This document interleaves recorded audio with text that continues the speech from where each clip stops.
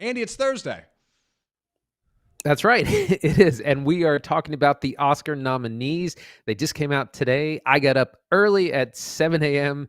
To hear the announcements. They are announced at 5:30 a.m. in Pacific time, 7:30 a.m. here. Feel bad for anyone who has to actually get up and make the announcements, like our presenters Bowen Yang and Rachel Sennett, because they have to be in full like glam makeup at 5:30 in the morning. But we did. We finally got here.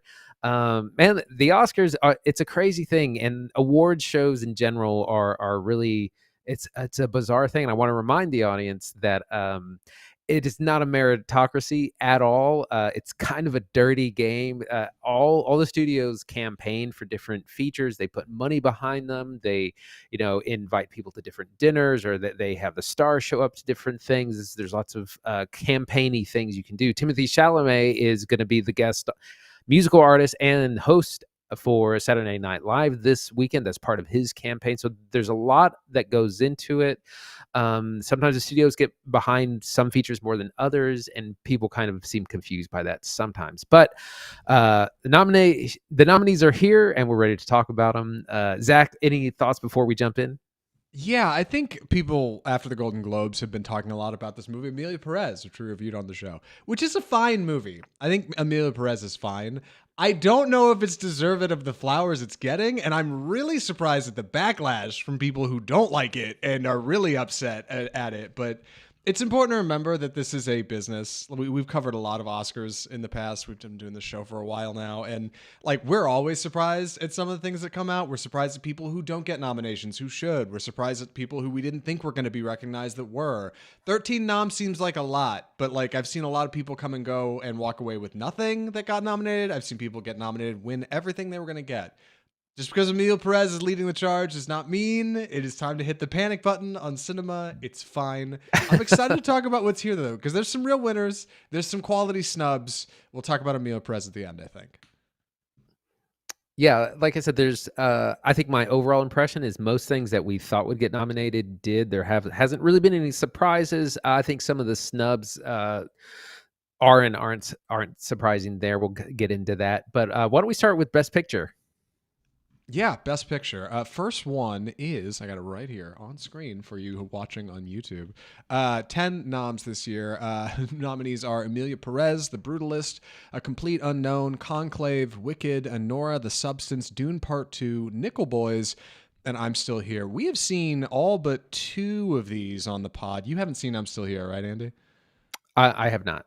I have not seen it either. Yeah, and we also haven't seen Nickel Boys. Of what's here, are we giving what we think is going to win, or are we just talking about general? Where you at? Yeah, I mean both. I think the Brutalist is definitely a top contender. This list that we're looking at now is actually ranked by who they think is going to win. Amelia Perez has a lot of steam right now with the most options, but I think something more like the Brutalist or Conclave is farther up there. Also, there's also the whole category of just, it's an honor to be nominated, and that's where we would find things like Wicked or A Complete Unknown. The Substance showing up on here, which is cool. The Substance ended up getting 5 nominations, which we'll get into. Dune Part 2 showing up here, which did miss for Best Director. We'll talk about that more as well. I'm Still Here is a Brazilian film, which I don't know anything about, but I've heard it has a really good performance by Fernanda Torres. And Nickel Boys is it's a story about a school, like a boarding school in the 50s, where there was lots of like abuse and murders of students who were there, but it's apparently also very uplifting. I'm not sure if I'm going to get around to that. Yeah, all right. I'm surprised to see Substance make an appearance. Like, I love that movie; it was my favorite film of the year. Seeing it on this size stage is surprising because it's such an eye-popping feature. You know what I mean? And we'll talk about Demi Moore in a minute when we get down to her too. How's Best Director looking? So we have Brady Corbet for The Brutalist, Jacques Audiard for Amelia Perez, James Mangold for A Complete Unknown, Sean Baker for Nora, and Coralie Farjah for The Substance. Again, huge for Coralie Farjah getting a nominee here. The only woman this year to get one. She's only the 9th woman to be nominated for Best Director in the 80 80, 90 something years of the Oscars. So a lot of work to be done there. I think Brady Corbet might be the front runner here. On Honora's isn't the kind of movie that the Academy likes to get behind. It's just the subject matter. It's about a sex worker. There's lots of really explicit scenes. The Academy tends to be more conservative. The Brutalist is definitely the kind of movie that will stand the test of time and that you can kind of look back on, that they want to look back on fondly. So that would probably be my pick. Yeah, I'd love to see Sean Baker get it. I don't know though. I think he's got a long career in front of him. I think a lot of people in the Academy recognize that. Like, he'll make other stuff that's more like what we like. We'll sit on it. Honora did just get in Criterion though, worth mentioning. Would love to see Coralie Faget get it. She's a bit of a dark horse. Best actor noms are Timothée Chalamet for Complete Unknown, Adrian Brody for The Brutalist, Ray Fiennes for Conclave, Coleman Domingo for Sing Sing, and Sebastian Stan for The Apprentice. Kind of a fascinating list. Adrian Brody was previously the youngest Best Actor winner with The Pianist, right? And it's cool to see him on here again for The Brutalist alongside Chalamet, who I think would unseat him as the youngest winner if he were to win.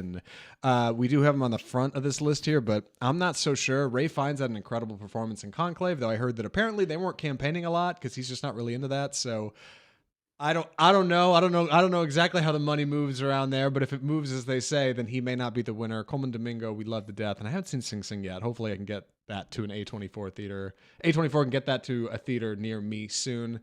And then Sebastian Stan for The Apprentice. Deserves his flowers, man. He could not get on a Hollywood, like a Variety Actors on Actors interview for this movie. He didn't get a lot of attention. I don't know, like recently for The Apprentice, and we saw it, and he's super good in it, dude. Like he plays a really great young Donald Trump, surprisingly. And I'm glad to see him get a nom here. I don't think he'll win it. I'm thinking it's going to Chalamet. Who do you got? Yeah, I was really surprised to see Sebastian Stan, and I'm glad because he definitely deserves it. A snub in this category might be Daniel Craig for Queer. A lot of people thought he might get one. Usually, how the awards work, the top 2 or 3 spots are a lock, and then it's a toss up on kind of positions 4 and 5. I think Timothée Chalamet is definitely the front runner. He is. Some trivia: he is the youngest person since James Dean to have been nominated twice for an Oscar. He turns 30 in a few months. Coleman Domingo is the first person since Denzel Washington to be nominated. I think he's the first Black actor to be nominated back-to-back years. He was nominated last year for Rustin. I think it's definitely between Timothée Chalamet and Adrian Brody. And if I had to pick Timmy's on the come up. He's set to be a star. He's like the DiCaprio of Gen Z, and Yes. I think that's who you vote for at the Academy because that's who you want to highlight and you want to see their career continue to blossom. Yeah, and there's this like spiritual handoff, like from one to the other. When you see the two of them at the top of the noms list, you're like, hey, he won before. This guy's on the come up. He does like 3-minute songs in Complete Unknown where he sings and plays guitar in one take live. It's like he's super good. Like it's crazy. In Best Actress, we have Demi Moore for The Substance, Mikey Madison for Honora, Carla Sofia Gascon for Emilia Pérez, Fernanda Torres for I'm Still Here. That's that Brazilian film. Cynthia Erivo for Wicked. So Demi Moore is the front runner here, and it's looking like she just might take this home. In a way, an apology for her career, which was kind of tanked in the 90s. She was more or less punished for not becoming Julia Roberts or Julia Roberts style, kind of like, we just want you to be pretty and do, rom-coms and stuff. She did very challenging roles, things like Not All the President's Men, A Few Good Men, and G.I. Jane. In G.I. Jane, she becomes a Navy SEAL, and she famously shaved her head. It's a really intense role and like no recognition. So I think Demi Moore is probably the top there. Mikey Madison, she's where Timothée Chalamet was 7 years ago when he first got nominated. It's like, okay, you're on the board. Now you got to prove yourself a few more times before you win the award. And nice to see Cynthia Erivo on here. I didn't know how much love Wicked would or wouldn't get because it's one of those things that, like, well, you were super successful. That's your reward. But Wicked did get a lot of nominees, including Cynthia Erivo for Best Actress. Yeah, really hoping Demi Moore gets it on this one. Everybody else is fantastic, but dude, like Substance, she leaves it all out on the field, dude. She's kind of the perfect actress for it, and it's incredible and weird and gross and fun. I really hope she scoops it. Best Supporting Actor. Big category for Succession heads out there. We've got Kieran Culkin for A Real Pain, Jeremy Strong for The Apprentice, Guy Pearce for The Brutalist, Edward Norton for A Complete Unknown, and Yura Borisov for Anora. Kieran Culkin and Jeremy Strong are brothers on the show Succession, HBO show, right? And they both got nominated for Golden Globes for these appearances. Kieran won, Jeremy lost. Now again, they are going toe-to-toe at the Oscars. They are both incredible. Personally, if I had to pick one of these, it's Jeremy Strong, dude. Like, he gets lost in Roy Cohn. He's amazing. He's like got this suntan and he's stiff and he talks funny, but other people are weak. Kieran Culkin is great in Real Pain, but he just feels so much like an extension of himself. Like, Strong is doing something else, but I don't know if that'll get through to Oscar voters, right? Guy Pearce in Brutalist is so good, dude. I love a Guy Pearce villain. Not like Iron Man 3 Guy Pearce villain, like Count of Monte Cristo Guy Pearce villain, you know what I mean? Like, and he's fantastic as Van Buren in The Brutalist. Edward Norton in Complete Unknown is great. Love Pete Seeger. Still down home, y'all. Just playing folk music. And Yura Borisov in Anora is a breakout. But I also think he's like a first-timer breakout, you know what I mean? And those are hard to get up to the top. That doesn't always happen. It happens sometimes, but maybe not this year. It's a pretty stacked category. Who do you think, Andy?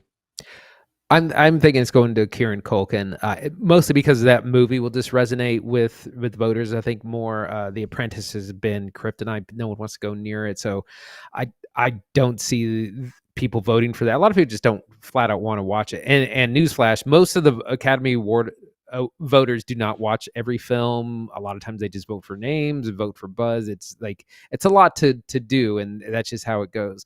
So I think it's going to Kieran Culkin. Nice to see Guy Pearce and Edward Norton on here. We said they had excellent performances, and yeah, Yuri Borisov is a standout from the breakout from Anora, and it's an honor just to be nominated. Not winning, but happy to be there. Best supporting actress, we have Zoe Saldana for Emilia Pérez, Ariana Grande for Wicked, Isabella Rossellini for Conclave, her first nomination, which is unbelievable. Felicity Jones for The Brutalist, and Monica Barbaro for A Complete Unknown. Zoe Saldana at the top here. It could be, but I'm not sure. Ariana Grande, who knows? Wicked could come away with it. Like I said, Isabella Rossellini, who I actually just watched also in David Lynch's Blue Velvet from almost 40 years ago. She's not in that movie very much. She's only in Conclave about 4 minutes, so I don't think that she's the one either. Monica Barbaro was kind of not a surprise, but someone that was nice to see turned up here. This also could have gone to Margaret Qualley for The Substance. It's equally deserved here. And also Felicity Jones, who a lot of people thought wouldn't get nominated because she's in the second half of The Brutalist, and a lot of people thought the voters just wouldn't get around to watching that, but it was nice to see them on here. And that's what I mean. These are good lists. Like, there's no one on here that really doesn't belong to be. Zach, what do you think? I personally, I think my dark horse is Zoe Saldana, and I'll tell you why. It's partly for Emilia Pérez, but these are career awards. Like, dude, she has done so much great work for across Marvel and Disney and Avatar, and like, she is a person who puts on face paint and CGI dots, and you lose her in the performance, and she so often doesn't get her flowers for it. That there's a weird part of me that's like, when she does Emilia Pérez in the first half of the movie, she's like in poverty and like has nothing, and her eyebrows look terrible. It's like a struggle. And then in the second half, she's like got her act together, and she's beautiful, and she's singing and dancing. All of that comes from her. Like, and I think she is the best part of that movie. I really do. And I love Ariana Grande. If she doesn't get it, I hope it's Grande for sure. But there's a weird part of me. It's like, maybe Saldana deserves it. Like, maybe she's finally got here. I don't know, but dude, Ariana Grande is incredible in Wicked. Yeah, go ahead. Real quick, I agree with that. That like a lot of it, the Oscars are career awards, and Zoe Saldana has been in some of the most successful franchises in history, both Marvel and Avatar. And she sings, she dances, she speaks Spanish, she does it all. Ariana Grande might have to prove herself a few more times. Right, like she's great, and she's so funny as Glinda. Like, respect. It's a good list. But yeah, there's a weird part of me that's like, I almost, if anything wins from Emilia Pérez, I almost do hope it's Zoe Saldana. Like, because I really think she's a talent. Best adapted screenplay. We got 5 here. Conclave, Emilia Pérez, A Complete Unknown, Nickel Boys, and Sing Sing. Still have not seen Sing Sing or Nickel Boys. Boy, Conclave feels like it did not get enough noms for how cool that movie is, and it got a lot of noms. So that's a big ask. Mostly, I'm upset about cinematography, but if I'm gonna give it to an adapted screenplay, it's a hot contender, baby. It's a good adult movie about adults talking in rooms. You know what I mean? It's great. 2 hours of thrilling drama of dudes just talking at each other. I actually like Conclave a lot. I would say that one. I agree. I think Conclave is probably a lock for this. The screenplay awards are a lot of times where you can kind of toss someone a bone, where it's like, well, you're probably not going to win the other big awards, but we can be recognized in screenplay. Some notable absences: Dune 2 again. Dune not getting the love, and Yeah, I'll say guess not. Warner Brothers did not campaign for Dune because largely in part because there's going to be a third one, and that's when they might reward Denis for the entire series at that point. Best original screenplay, we have Honora, written by Sean Baker, The Brutalist, written by Brady Corbet and Mona Fastfold, The Substance by Corley Farja, who we all know and love, A Real Pain, written and directed by Jesse Eisenberg, and September 5th, a film that we have not talked a lot about and hasn't been available to watch, about the 1972 Berlin Olympics terrorist attacks. Yeah, Honora's, I mean, that's an incredible writing thing, but again, it matters, does the Academy want to get behind that kind of film? I would love for Corley Farja to get this as well. That would be my favorite, but we'll see. Yeah, I would be really surprised if I don't know. I'm surprised the Substance is like mid on this list because I think the screenplay for Substance is so interesting, and like from screenshots of like the actual screenplay, they did like wild treatments with the text. I'm not saying that wins screenplay, but I'm just saying that movie comes off the page in a way that everything else does in a big way. But for some reason, I don't know, dude. I think Substance is great. I hope Substance takes it. I think I'm gonna jump the line a little bit. I want to hit best animated feature. Mostly because I haven't seen most of the international features or the documentaries, so I'm just gonna Yeah, same. zip right on. Best animated nominees are The Wild Robot out of DreamWorks, Inside Out 2 from Disney Pixar, Flow from Sideshow Janu, Memoir of a Snail from IFC, and Wallace and Gromit: Vengeance Most Foul. Listen, we just talked Wallace and Gromit last week, and I love that movie. It's probably going to Wild Robot, dude. Wild Robot's really good and uniquely a beautiful film. Fantastic art style based on a book. Inside Out 2 made a ton of money, and that's huge for Disney Pixar, but come on. Is the Oscars we're talking about. They don't do sequels. You see what happened to Dune 2 this year? They don't do that. Flow, I hear, is really a banger. Bill Hader said it was his favorite animated film of the year, so I should check it out simply on Bill Hader's recommendations. I haven't seen Memoir of a Snail. And I do like that Wallace and Gromit, but, dude, I feel like stop motion always gets crushed by the animated, right? It's just a different beast. Stop motion Yeah. and computer animation are just like so different, and I know they compete together. It's fine. What do you think, Andy? Well, I'm just glad we didn't see something like Moana 2 or Mufasa 2 on here. I'm glad Yeah. those were like Disney frozen out largely. I think The Wild Robot will probably take it. That was definitely, that was on my top 10 list. Love that movie. Love the score. Inside Out 2 to me was just kind of okay. It's a little mediocre. And again, it made over $1 billion. Like that's your reward there. Heard really great things about Flow, a film out of Latvia of all places. Probably like their only that's been kind of making a lot of news. Jumping down to some below the line awards: best cinematography, The Brutalist, Emilia Perez, Dune Part 2, Nosferatu, which got 4 nominees, and the Maria Callas biopic on Netflix, which we have not watched. Man, this is tough. I would have to go to Dune Part 2 just because I love that movie. And I think that's probably where Dune will probably clean up, is in the technical awards. Brutal snub for Conclave in here. Edward Berger's film is beautiful. There's some shots in that are genuinely stunning. One of the few films I actually bothered to like find screenshots and tweet, and it was easy to do to find 4 good looking screenshots of Conclave. There's a lot of them in there. But dude, we saw Brutalist in IMAX, and it's amazing, particularly because of its VistaVision presentation. Like, they literally run the film through the camera sideways instead of vertical.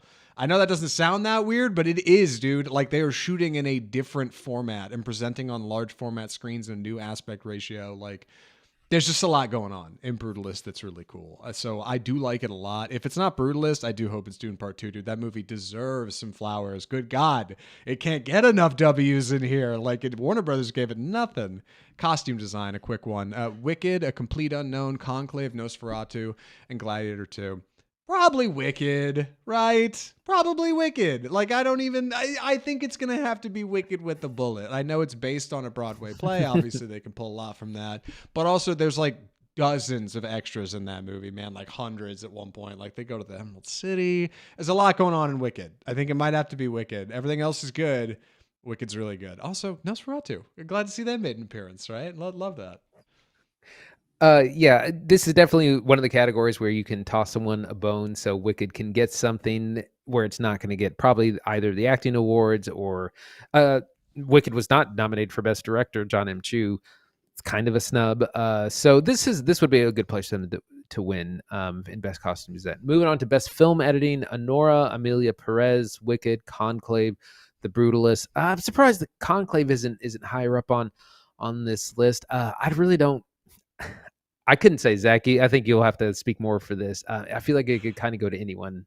Yeah, I actually really liked the way they play with shadow and darkness in Emilio Perez because it's not a very high budget feature, and they shoot a lot of those musical numbers in like extreme shadow, and they look great. But that's a lot of cinematography and maybe not so much editing. The funny thing about Anora, because that's the front runner on the list we're looking at here, I can't think of any other film like that pulled an audience as big as Anora did the night I saw it and left everybody just completely silent when it hit credits. Like chillingly silent. And that feeling that comes over you when you watch that movie, the laughs and the thrills and the scares and the love and the everything, all of that comes from editing. Like the pace and the structure that makes you like truly feel an emotion when you watch a film. It's secretly editing. That's the reason it works. Like that's the thing that comes out, those small decisions that make you like elicit a feeling from your audience. And like, I don't know if any of them did it on this list like Anora did. So it might be Anora, although Brutalist did have an intermission and I'm pro intermission. And I do think that's worth celebrating. I don't think it's going to take it. Makeup and hairstyling is a quick one. Emilia Perez, The Substance, A Different Man, Nosferatu, and Wicked. We actually watched A Different Man for this episode. And when Andy and I are recording this, we will have watched it, yes. But we will have talked about it, yes. So we'll get to that in a second, I think. Incredible makeup work in Different Man for a movie that otherwise seems to show the edges of its budget often in its sets and its simple cuts. Like, I do think the makeup works fantastic. But Emilia Perez is really good, dude. Like, the choice to have Carlos Sofia Gascon presenting as this like big brutish monster in the first third makes the pivot like in the second half so much stronger and visually affecting, and it works so great because of her identity as an actress. And then like if it's not Emilia Perez, like Substance is a banger, dude. Substance is come on, dude. Demi Moore looks great. She plays 10 years younger, and you can't even tell. Margaret Qualley's incredible. Like, it's great. Man, my pick would be The Substance for sure.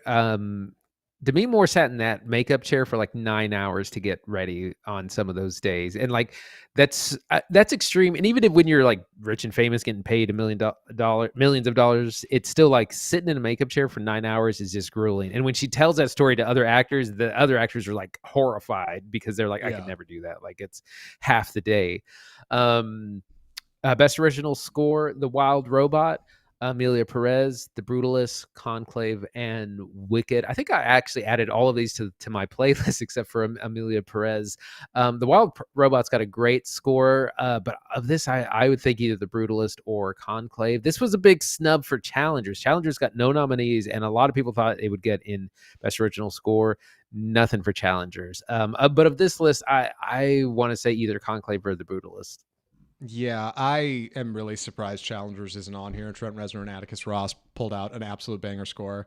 But dude, I saw Brutalist a couple weeks ago. Get the hell out of its way. It's The Brutalist by a nose, by a country mile. The Brutalist, like, dude, the Brutalist score rocks. I've listened to it like twice since I saw it. Like, it is a wall to wall banger. Put it on the playlist. You can work to it. You can hang out to it. Like, the Brutalist score is Awesome. Would recommend. Gonna skip Best Original Song and jump into Production Design. Nominees are The Brutalist, Wicked, Conclave, Dune Part 2, and Nosferatu. The rare Dune Part 2 nom. Oh boy, we get another one on here. And we should, by the way, because the Sands of Arrakis don't production design themselves. I like The Brutalist on here. I really do. I know it's a cheap feature. Dude, the spaces in The Brutalist are kind of incredible. Laszlo Tote's like eye for design comes out in that film and comes off the page in a way that like is incredible, and like so much of that is Judy Becker's hard work in like designing this library and this space, like fantastic. Like so it might have to be The Brutalist by a nose. I know Wicked is great. I know Wicked has a lot of cool stuff going on in it. Conclave redesigns the Vatican. Dune Part 2 takes us to another world, and Nosferatu takes us back. It is a great year in production design, dude. Like, it is a stacked... Any one of them could win. Nosferatu could win for all I know. But, like, if I had to give one, I would say I think The Brutalist should take it. The Brutalist definitely has some incredible vistas. There's a section in the film where they go to Italy to pick out marble, and they're in this giant marble quarry for a large section of the film. It's just incredible views of just architecture and work, and... yeah, I could see that winning, but again, this is except for Wicked. The rest of these are so much more inventive. I think. I mean, I can see Conclave winning this as well. Jumping down to Best Sound, which used to be 2 categories. It's just now 1. Wicked, Emilia Pérez, A Complete Unknown, The Wild Robot, Dune Part 2. Man, I hate seeing Dune Part 2 at the bottom of this list because there's great sound design in that. A Complete Unknown. It's a musical biopic. There's lots of music production in that as well. My pick would be Dune Part 2. Wicked is at the top of this list, so who knows? This is a forecasted list, and a lot can happen between now and awards night. Yeah, Best Sound is fine this year. The sneaky one that missed that I feel like would have had it if it was on here was Substance, because some of the sounds in that movie are like bonkers gross, dude. Like everybody talks about Dennis Quaid eating shrimp in like the first 10 minutes of that movie. Like it's wildly affecting and it's gross, dude. And like, but also I know the Academy's not going to go for gross. That's fine. I guess Wicked for Best Sound. I don't remember being particularly charmed by the sound in Wicked. You know what I mean? I like the movies I was charmed by sound in is stuff like Longlegs, which definitely didn't get a nom on here. Not a single one. Yeah. So, like, they're all fine, I guess. Yeah, I don't know. It could go any direction. Maybe Complete Unknown for their live mixing. Like, I guess that's pretty impressive. I don't know. One more. Best Visual Effects. Nominees are Dune Part 2, Wicked, Kingdom of the Planet of the Apes, Better Man, and Alien Romulus. Yes, I was just talking about before we recorded. Academy Award nominated feature, Alien Romulus. They finally made it. Who'd have known? Fede Alvarez. Dune Part 2 is the front runner on here. I kind of think it should be. The front runner. Like, Dune Part 2's visuals were incredible, and I don't think it got enough credit on here. And like, if anything, I think it might be it. Wicked looks great, but dude, so many people dunked on the color in that movie and how it looks washed out and gray, and they don't get the pink right. Like, Kingdom of the Planet of the Apes had that whole re-release where they have the whole movie like without VFX, which is nuts, like, and may deserve its own award and its own space. But as for the film proper, I don't know. Like, and then Better Man is like Kingdom of the Planet of the Apes, but less apes, right? It's just the one ape. And it's like, I'm sure Michael Gracie, again, I'm sure it's a great movie. I have not seen it. I need to give space to Better Man. But from what I know, like, I don't think it's going to do better than the other movie with more apes, right? And then Alien Romulus is like, get out of here. All right. Like, there's a lot of good production design in Alien Romulus, but there's one effect in particular that's getting this award, and everybody knows that effect sucked. We all saw it, and it didn't work in the movie theater. They shouldn't have done it. You all know what I'm talking about. We're going to move past it. Andy, what do you think on visual effects? I mean, Dune Part 2 is definitely taking this. I think Dune Part 1 won it last time. Nice to see things. Again, this is where you can get a little bit more varied in the category. Kingdom of the Planet of the Apes. Less apes are never going to win over more apes. So I'm surprised that Better Man is on here at all. And Alien Romulus, yeah, who knew? That was kind of a surprise. Could have gone a number of different ways, but Dune Part 2 is definitely taking it. So really quick, because I know we also want to talk about the Razzies, and we spent way too long on this list, like we normally do with all our noms lists. It's fine. This is our awards coverage. It's thorough and specific on Off-Script Film Review. general impressions of the year. Like, what do you think? Like, Dune doesn't get a lot of attention. Emilio Perez gets a lot of attention. Where you at? Yeah, I mean, Amelia Perez has been surprising to a lot of people. I mean, I thought that movie was fine. It wasn't terrible. It wasn't terrible like a lot of people think, but I think it's good. I don't think it's great. Also, there's a certain recency bias. Dune came out in the spring. Challengers came out in the spring, and so people just kind of forget about those. And also, certain campaigns go behind different films. And there's also this whole thing of like, well, we want to highlight the smaller, lesser known films and filmmakers, and not the big blockbusters, which Dune Part 2 kind of falls into. It was a $700 million successful film. So the snubs, like I said, are things like Luca Guadagnino not getting any nominations for two of his films that came out. Challengers getting snubbed in all categories, especially original score. Daniel Craig not getting nominated. Some other acting nominations, but like I said, it's like it could have gone one way or another, and it would have been equally deserving. So I think it's a good year. It's some years it's like truly baffling. Yeah, I think overall it's a pretty good year at the Oscars. I know there's a lot of people who seem pretty mad about Emilio Perez, but like, dude, again, we've had films get multiple noms in the past and win nothing. Like 13 noms does not mean you're getting 13 awards. It could, but the odds are pretty slim. Like you may get a few. I doubt it's picking up more than a handful. I would be surprised. Even with all the attention on here, like I just feel like in individual categories it gets beat like by each I don't know, by each little metric. It's this movie does this a little better than that. That movie does this a little bit better than this. You know what I mean? Like, I don't know. Then again, I also thought The Substance was the best, and that certainly didn't get the most awards. So what do I know? Real quick, we should talk about the Razzies, and then we got to get to our other review for sure. I know we spent too much time on this, but it's fine. We're trying something new. So Razzie noms 2025. What do you know about them? Again, so these are always rewarding the worst films of the year, and it's always kind of tongue in cheek. So I'll start with Worst Picture, which our nominees are Borderlands, Joker, Folie à Deux, Madam Web, Megalopolis, and Reagan. And these have a little bit of a blurb next to them. It's always a really funny list. Joker, Folie à Deux doesn't deserve to be on here, but Madam Web definitely does. And I'm surprised Craven the Hunter isn't also on this list. If anything wins it, secretly I hope it's Megalopolis. Why not? Because they're not going to win Best Picture at the, so you might as well hand it Worst Picture. Like, sure, just give it a Razzie. I'm fine with that. Give it its flowers somehow. Like, but the one that probably should is Borderlands. As one of those movies that you and I were like, there's no way, dude. Like, sometimes you just got to go see bad movies for the love of the game. You know what I mean? Sometimes you just got to go check out like a bad movie because it's just going to the movies. But like, Borderlands wasn't it. So if I had to give it to one, I'd probably say Borderlands is the worst picture of the year. Actor, we got Jack Black for Dear Santa, Zachary Levi for Harold and the Purple Crayon, Joaquin Phoenix for Joker, Folie à Deux, Dennis Quaid for Reagan, and Jerry Seinfeld for Unfrosted. I just see Seinfeld on here. That's great. He's a classically bad actor, dude. Like if you rewatch old Seinfeld, you can see him breaking all the time in the background. Like he can barely keep it together. My man's hardly acting. He's just standing around and saying lines. But also Zachary Levi caught a lot of heat for Purple Crayon, man. Heard it was real bad. So I don't know. Maybe him. I don't know about Dennis Quaid as Reagan. He might be bad, but he couldn't be that bad, right? Yeah, Joaquin Phoenix. It's funny to see him on here because he won the Oscar for the first time he played the Joker, and then this time he's on the opposite end of that.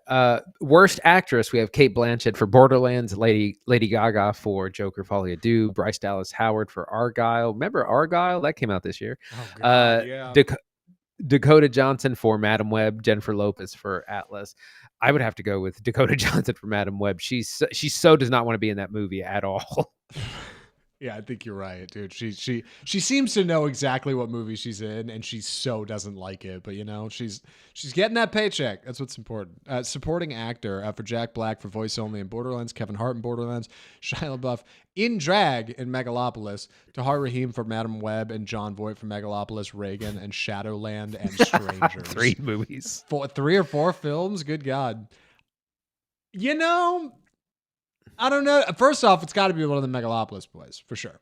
Like I couldn't tell you which. They're both unique in that film. I have been dying over the John Voight like look at this big boner I got line since I saw that movie in a way that like nothing else has stuck with me like that. Oh my Like, God. pure brain rot. So it might be Voight. Might be Voight by a nose. Yeah, I would say either of those Borderlands guys for me.